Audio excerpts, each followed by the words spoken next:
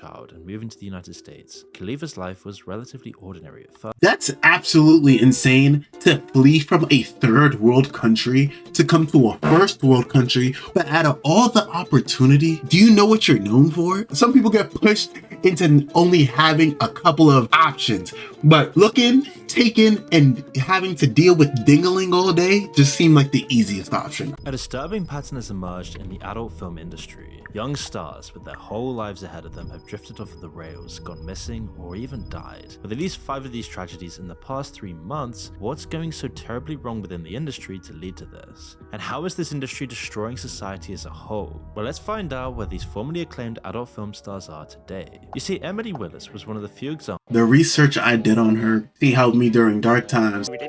You get no bitches. Examples of a success story in adult film, and her early life reads like the dream of anyone looking to make their way into the industry. While details about her life are shaky, it seems like lots of stars I think I've seen this scene. Yo, those rainbow colored fishnets on her arms are bringing back memories. She began with nothing. Growing up in a small village in Utah, Emily was a quiet, introverted girl growing up. She kept a low profile during high school, moving out to San Diego to try and build a life for herself. But after some short-lived jobs in sales that didn't work out, Emily was broke. She had no money and nothing to do, all whilst living in one of the most expensive places in America. But then suddenly, at the age of 18, Emily was swiping through Tinder, matching with different guys, until she would meet a man called Andre Garcia, who she began to date shortly after. But this was far from any fairy tale romance story, and it wasn't just a regular date, because Garcia is now known as one of the most infamous men behind Girls, a sinister website which acted as just one of many tube sites online. Garcia and his colleagues would trick and coerce women into appearing in adult videos, which they told them would only ever be sold as DVDs outside of the country. Sometimes they would offer young girls work as models, only to later force them into doing nude videos instead. They even hired another young woman to convince potential victims to go along with it, figuring that that would seem more trustworthy. Emily was just one of the many girls they exploited, but her story went much further than most of the others. Her videos proved immensely popular on the site, and soon enough, she was receiving offers from all sorts of different producers to star in their videos. It wasn't always easy. Emily's family were distraught when they learned about her new career, and it completely destroyed their family relationship for years, as you can imagine. But on the surface, it seemed like everything was going well. This is how the industry tricks women into joining it in the first place, and how it tricks young men into thinking it's acceptable to watch. Everything seems great on the surface until you find out some very nasty, sinister consequences, the side of the industry nobody wants you to know, as Emily would soon find out. After this, Emily would soon star in over 700 films. Damn! Is this nigga serious? That's a lot of dick, bro. Damn, bro, like 700 different sets, bro. That's a lot of dingling to see, bro. That's a lot of dingling to have to go through. Over the course of her career, for which she won multiple awards and became one of the most popular actresses on the internet. But more than that, Emily even began making a career outside of the industry. Yo, actually, matter of fact, can we talk about, like, look at her character build, bro? All these girls getting BBLs, getting their titties done, bro. And it's not necessary. Look at how she's built. She was one of the top searched women, now granted on the most respected sites, no. Still, nevertheless, she was a beauty icon. I mean, you may not need that. You may just need, the right setting, the right delivery. And branched out into other online spaces. She even went on the Sidemen's real-life Tinder videos, which gained over 56 million views. But behind the scenes of all these vlogs, all of these videos, all of this money and fame, was a gnawing mental health problem, a nagging voice inside of her. You see, Emily was dealing with terrible addiction problems. Surrounded by young people working for fast money, it's inevitable that these people will encounter drugs at some point. But eventually, the lifestyle of being in this industry and being swept into this line of work got far too much for her to bear, and so she retired from making videos at just 23 years old. A good move, but the damage it did was starting to take a toll, as unfortunately the downward spiral I mean, I'm not gonna lie to you. You're so close to a band. You might as well have just reached it. That industry center into couldn't be reversed. And 2 years later, on February the 5th of 2024, everything changed. And when Emily was tragically admitted to critical care at a California hospital after suffering from a heart attack just a week after entering a rehab facility. This happened because she had overdosed, which put her in a coma for 2 months. And despite waking up recently, doctors don't believe she'll ever fully recover. but hopefully she does. And now this might seem like a very tragic but isolated incident. However, unfortunately, it's an increasingly common story within the industry. You see, of course, we all know these sites, the people making these videos, and the production companies behind them are always exploitative. Young, unstable people looking for quick money can use it as a crutch to support a fast lifestyle. Instant fame, success, and money and validation that destroys you morally later on. Meanwhile, there's plenty of people and companies eager to exploit their fleeting popularity before moving on to the next victim. But with the rise of the internet and the massive explosion of tube sites, it's all gotten so much worse. The tube sites sell themselves as offering a kind of freedom and empowerment for the performers in the videos, but in actuality, they've only made things far more competitive and cutthroat for people looking to enter the industry. The sheer amount of choice in videos on these platforms mean women rarely get a chance to make a name for themselves. The majority star in just 2 or 3 videos before giving it up. For the little pay they do receive, they've traded their privacy and their dignity. The videos they are in rarely get removed from the internet and stick around forever as they get uploaded over and over again, showing one of the most intimate acts to the entire world repeatedly for an audience of millions. However, for the majority of performers that don't make it through the industry, there are a few people who have a different story. One of them is the infamous Mia Khalifa. Fleeing her home country of Lebanon as a child and moving to the United I don't understand why she was so popular, bro. Like, honestly, she didn't do anything that I didn't see 1,000 times before.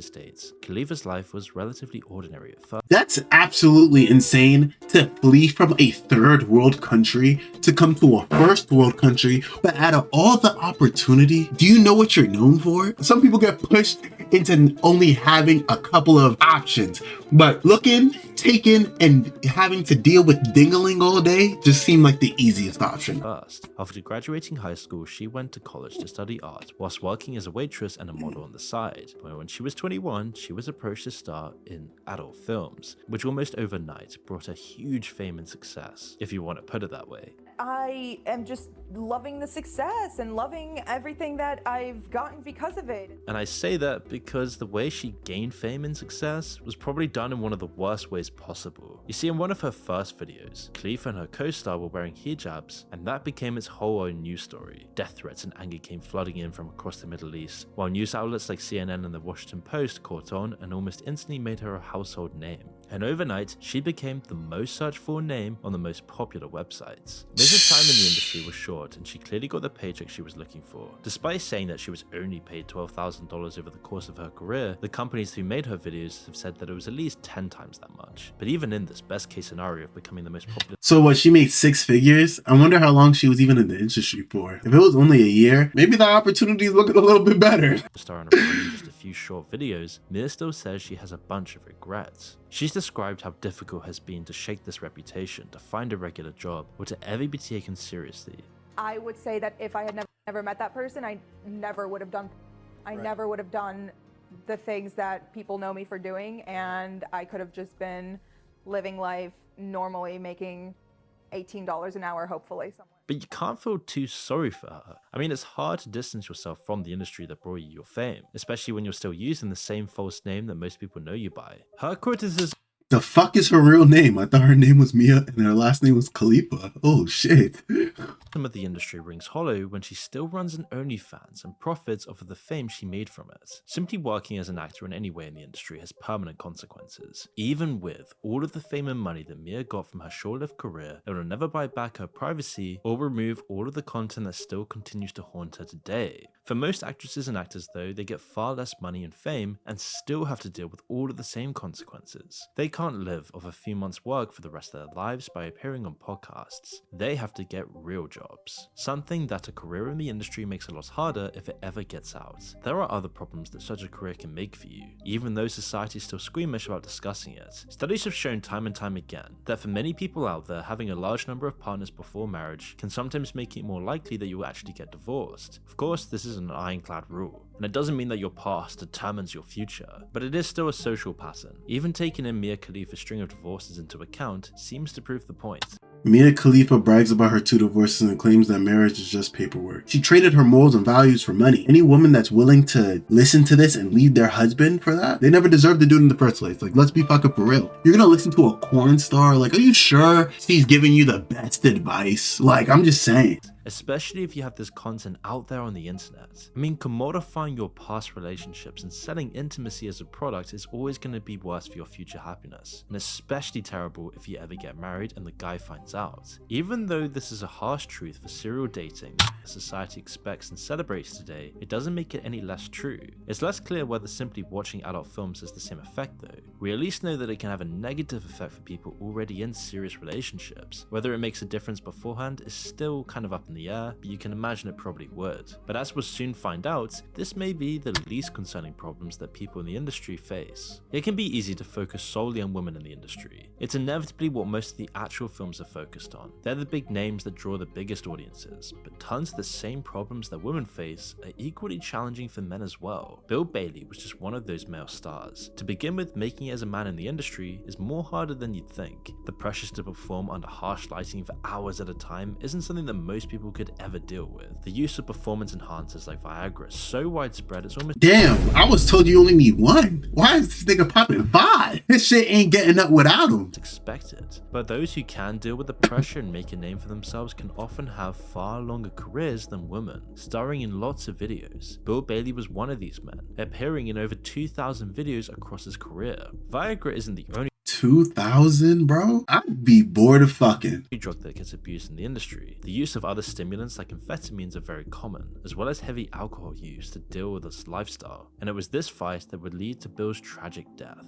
You see, whilst attending an industry expo in early March of 2019, people reported seeing Bill drinking heavily throughout the day. Later that night, while staying in a 4th floor apartment with his girlfriend, Bill fell over the handrail of his balcony and plummeted 4 stories to the ground, and local reports claimed that he was involved in some kind of argument before the incident, but authorities ruled that there was no foul play involved. Obviously though, male stars working within the industry are a very small group compared to all of the men that are affected by it. However tragic the performers' stories might be, the real changes to society come from mass consumption by the audience and the effects it has on them. We've known for about 20 years now that addiction and addictive behaviors cause fundamental negative changes to the brain. Studies on addictive drugs show damage to the frontal lobes from sustained use. It isn't just the effects of the substances themselves. Even in people with an addiction to food, we see the same degradation and loss of brain matter. These changes are clear through people's behavior, as well as through an MRI machine. Addicts are more likely to show poor judgment towards their own actions and the consequences that come with them. They lose their willpower and their ability to resist these addictions. They become more impulsive and emotionally unstable. We now understand that addictions seem to replace that reward system in our brains used to regulate normal life. They get hijacked, redirecting your own ambition for success and happiness towards the focus of the addiction.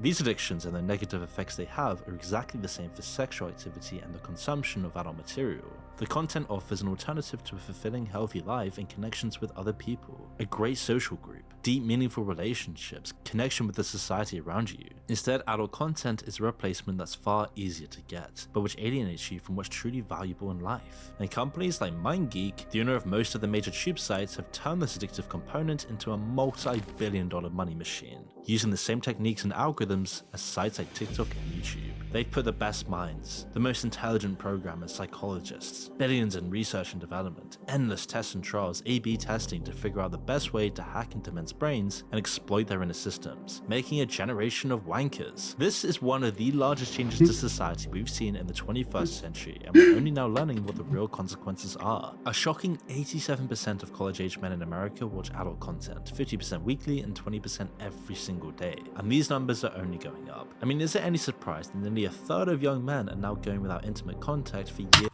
Sexual activity among young men, American men, has declined sharply since 2000, with nearly a third reporting no sex with a partner in the prior year.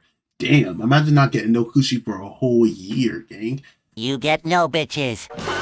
Sad life to live that I don't have to. Years at a time. They're both having their willpower taken away while being offered an easy alternative at the same time. That ambition to do great things and accomplish something in your life is being squashed and redirected, all to line the pockets of some shady people at a shady company that nobody's even heard of. Coincidentally, MindGeek recently changed their name to ALO, a few months after a documentary was released on Netflix shining a light on their shady practices. And at the bottom of this pyramid are all the countless stars and performers that produce the content that fuels this money machine, making schoolgirls, normal people, broke people, anyone and everyone to become their own stars and make their own OnlyFans, whilst addicting almost every single man to becoming more disconnected from society. Most of the people who make their way through the industry pipeline come out the other. What's her name again? Lena Rhodes? No. None of the plug?